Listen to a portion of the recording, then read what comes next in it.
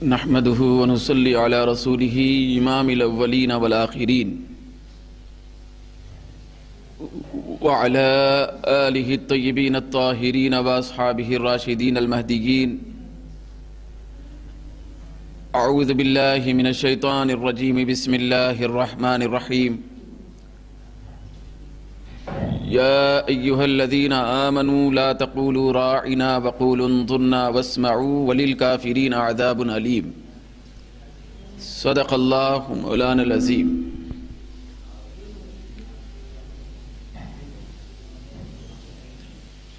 جمیع حاضرین مکرم، سامعین محترم، بزرگوں، نوجوانوں، شرکت کرنے والے میرے بچوں،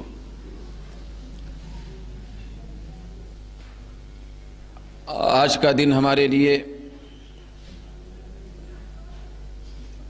بڑی سعادتوں سے لبریز ہے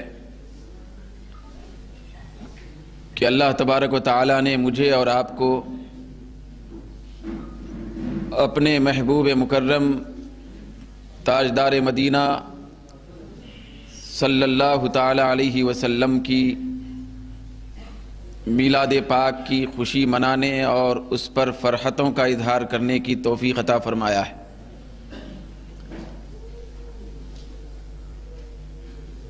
اللہ تبارک و تعالی سرکار پاک صلی اللہ علیہ وسلم کی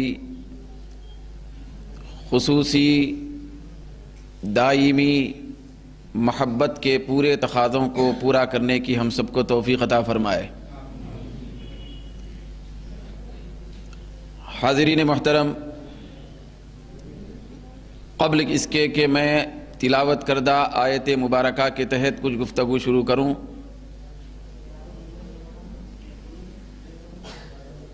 دستور حق کے مطابق سرکار دو عالم صلی اللہ علیہ وسلم کی بارگاہ اقدس میں درود و سلام کا نذرانہ پیش کریں.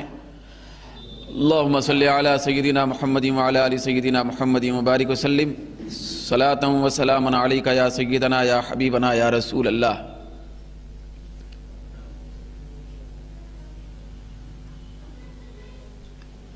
آپ جانتے ہیں کہ اس سے پہلے بھی میں کئی مرتبہ یہاں آپ کے سامنے حاضر ہوا. آج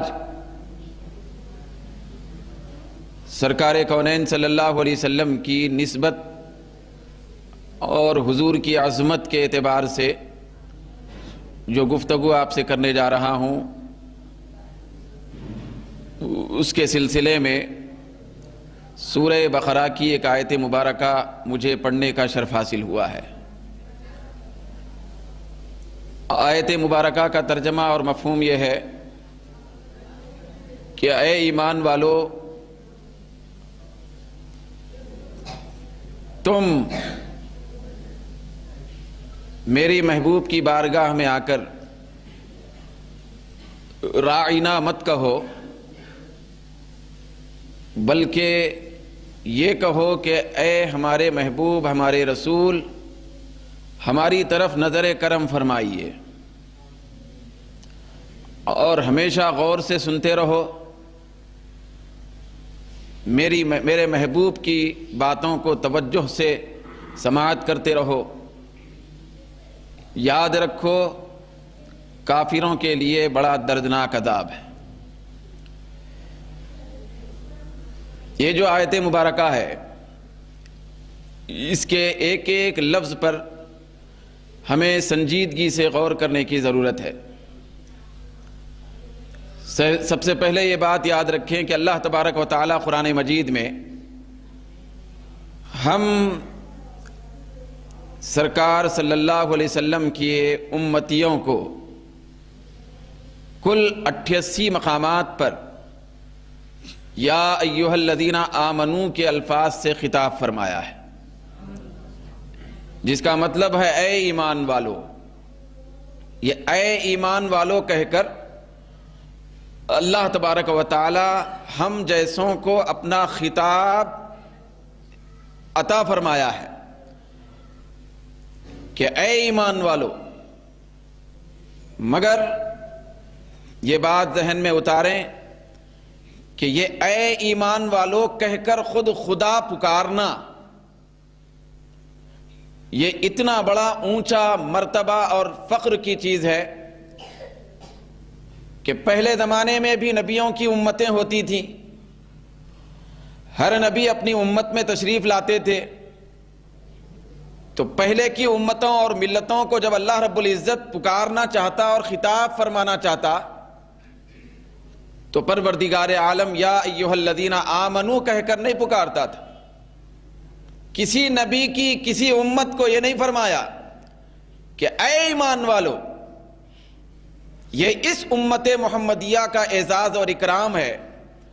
پھر اللہ کی اس امت کے ساتھ خصوصی محبت ہے کہ رب قدیر معبود برحق خالق کائنات ہونے کے باوجود وہ اپنے بندوں سے فرماتا ہے کہ اے ایمان والو۔ پہلے کے نبیوں کی امتوں کو جب خطاب فرماتا تھا تو فرماتا تھا یا ایھا المساکین۔ تفسیروں میں آیا ہے کہ پہلے کی امتوں سے فرماتا تھا تو کہتا تھا یا ایھا المساکین، مطلب یہ ہے کہ اے محتاجو۔ کیا معنی تھے؟ اے محتاجو کہہ کر خطاب فرماتا تھا، یعنی وہ اگر نماز کا حکم دینا چاہتا تھا تو فرماتا اے محتاجو نماز پڑھو۔ پہلے کی امتوں سے زکوٰۃ فرض کرنا چاہتا تھا تو فرماتا اے محتاجو ضرورت مندو تم زکوٰۃ دو۔ ماں باپ کی عزت بتانا چاہتا تھا تو فرماتا تھا اے محتاجو ماں باپ کی عزت کرو۔ لیکن جیسا ہی سرکار کونین صلی اللہ علیہ وسلم کی امت کی بات آئی تو خدا تو وہی ہے، ہمیشہ وہی خدا ہے ہمارا، وہی معبود برحق ہے، وہی ہمیشہ کا پالنہار ہے، وہی ہمارا خالق و مالک ہے، ان کا بھی وہی خالق و مالک تھا۔ تو اللہ رب العزت پہلے کے امتوں سے فرماتا تو کہتا اے محتاجو یہ کرو اور یہ نہ کرو۔ لیکن جب اس امت کی بات آئی، سرکار کے چاہنے والوں کی بات آئی، حضور کے غلاموں کی بات آئی، پھر اپنے محبوب کے امتیوں کی بات آئی، اپنے محبوب کی ملت کی بات آئی، تو اللہ رب العزت نے انداز بدل دیا۔ رب قدیر نے خطاب کا انداز بدلتے ہوئے فرمایا کہ اے میرے محبوب کے امتیوں۔ وہ پہلے کی امتیں تھیں، وہ موسیٰ کی امت تھی، وہ عیسیٰ کی امت تھی، وہ یحییٰ کی امت تھی، وہ ابراہیم کی امت تھی، وہ اسماعیل کی امت تھی، وہ نوح کی امت تھی۔ ان کے لیے میں کہتا تھا اے محتاجو، لیکن اے امتی محمدیہ تم میرے محبوب کی امت ہو، لہذا تم سے کہتا ہوں اے ایمان والو۔ انداز بدلا نہیں بدلا اللہ تعالیٰ؟ کس لیے بدلا؟ کس لیے بدلا؟ کس لیے بدلا؟ نہ زمین بدلی، نہ آسمان بدلا، نہ سورج بدلا، نہ کرنیں بدلی، نہ دریائیں بدلی، نہ چاند و سورج میں تبدیلی آئی، نہ فضائیں بدلی، نہ زمین کے ذرات بدلے، نہ آسمان کی وسعتیں بدلی۔ بدلا تو کیا بدلا؟ نبی بدلا، نبی کے صدقے میں امت بدلی۔ تو اللہ رب العزت نے فرمایا انداز بدلتے ہوئے کہ اے امت محمدیہ تم کو میں یہ خطاب کروں گا کہ اے ایمان والو۔ ذرا غور کرو بھئی، اے ایمان والو کہنے میں اور محتاجو کہنے میں کیا فرق؟ پہلے آپ یہ بتائیں کہ ہر ایک یہ اللہ کا محتاج ہے نہیں ہے؟ بولیے بھئی ہے؟ پہلے کی امت بھی محتاج تھی، ہم بھی محتاج ہم بھی ہیں کہ اللہ رب العزت نے قرآن میں فرمایا واللہ الغنی وانتم الفقراء، کہ اللہ مالدار ہے، اللہ غنی ہے اور تم سب کے سب اس کے محتاج۔ تو ہر ایک محتاج ہے، یہ امت بھی محتاج ہے، لیکن کیا بات ہے کہ محتاجی کا ذکر کرنے کے بجائے، کیونکہ سب تو اس کے محتاج ہے ہی ہیں، وہ بھی تھے ہم بھی ہیں، لیکن انداز بدلتے ہوئے اللہ رب العزت نے یہ کیوں فرمایا؟ ان کے لیے فرمایا اے محتاجو، ہمارے لیے فرمایا اے ایمان والو۔ اس میں راز کیا ہے؟ تو اس میں راز یہ ہے جو ابھی آگے جانا ہے، ہم کو آیت کے آگے کے مفہوم کا سفر طے کرنا ہے، تو راز یہ بتانا چاہتا ہے پہلے کی امتیں تھیں تو وہ اپنی ناشکری کے ذریعے سے، نبی کی بے احترامی کے ذریعے سے، نبی کی بے ادبی کے ذریعے سے، نبی کی بے اطاعتی کے ذریعے سے وہ امتی کبھی معصیت کا شکار ہو جاتی تھی، اور ایسا شکار ہو جاتی تھی کہ مذلت اور مسکنت وَضُرِبَتْ عَلَيْهِمُ الذِّلَّةُ وَالْمَسْكَنَةُ، محتاجی اللہ تعالیٰ ان پر چھا ڈال دیتا تھا، وہ محتاج ہو جاتے تھے، حالانکہ اللہ کے وہ بھی محتاج ہیں حقیقت میں، ہم بھی محتاج ہیں حقیقت میں۔ اللہ رب العزت نے فرمایا اے نبی موسیٰ و عیسیٰ اور ابراہیم اور اسماعیل کے امتیوں، میں تم سے یہ خطاب کروں گا کہ تم محتاج ہو، اے محتاج ہو، مگر میرے مصطفیٰ کی امت سے کہوں گا اے ایمان والو، تم محتاجی کے مقابلے میں اللہ تعالیٰ ایمان کو رکھ کے بتانا چاہتا ہے کہ امت محمدیہ کے پاس دولت رہے نہ رہے، مال رہے نہ رہے، سرمایہ رہے نہ رہے، معیشت رہے نہ رہے، حکمرانی رہے نہ رہے، بادشاہی نہ رہے، میری محبوب کی امت قیامت تک مالدار ہے۔ کیوں؟ اس لیے کہ یہ کبھی تنگ دست اور محتاج اور فقیر نہیں ہو سکتی، کیونکہ اس کے سینے میں میرے محبوب کی محبت کا چراغ جل رہا ہے۔ تو لہذا یہ محبت کا چراغ جلانا یہ عین ایمان ہے، اور ایمان سب سے بڑی دولت ہے یا چھوٹی دولت ہے؟ بولیے بھائی، بولیے، کسی کے پاس اگر کروڑوں روپے ہے تو وہ بھی فقیر ہے۔ قربان جائیں پروردگار عالم کے انداز تخاطب پر، قربان جائیں اپنے اور خوش ہو جائیں اپنے مقدر پر، فرحت میں آ جائیں اپنے فخر پر، افتخار پر، کہ اللہ تبارک و تعالیٰ نے ہم کو دولت دیا ہو نہ دیا ہو، لیکن ایمان کی دولت تو عطا فرمایا ہے۔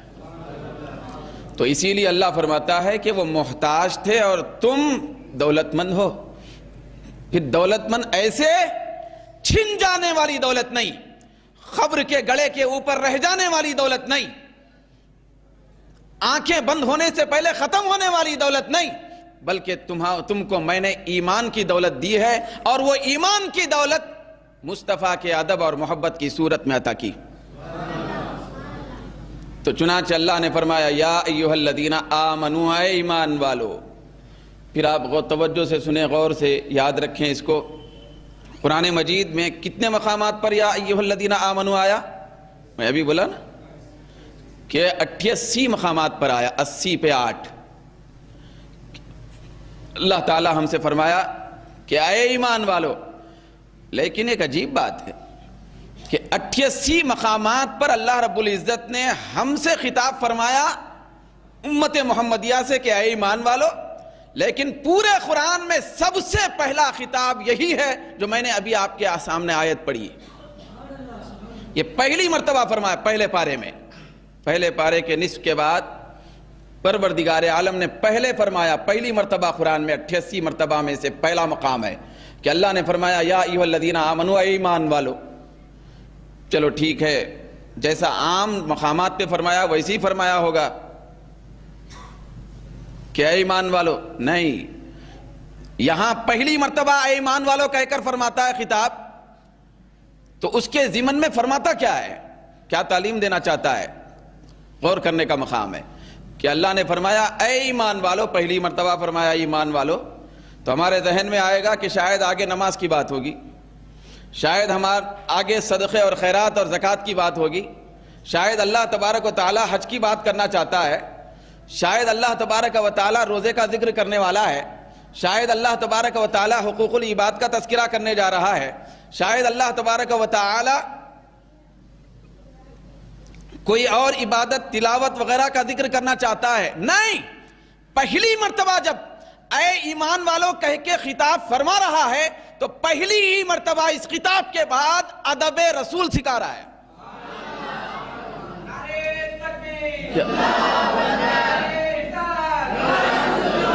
کیا سکھا رہا ہے پہلی مرتبہ؟ بولیے۔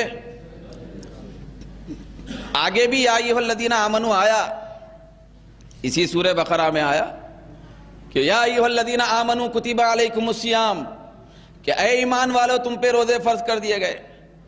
کہیں یا ایھا الذین آمنوا کے ضمن میں نماز کا ذکر فرمایا آگے، کہیں روزے کا ذکر فرمایا، کہیں زکوٰۃ کا ذکر فرمایا، کہیں تلاوت کا ذکر فرمایا، کبھی اچھی بات کرنے کا ذکر فرمایا،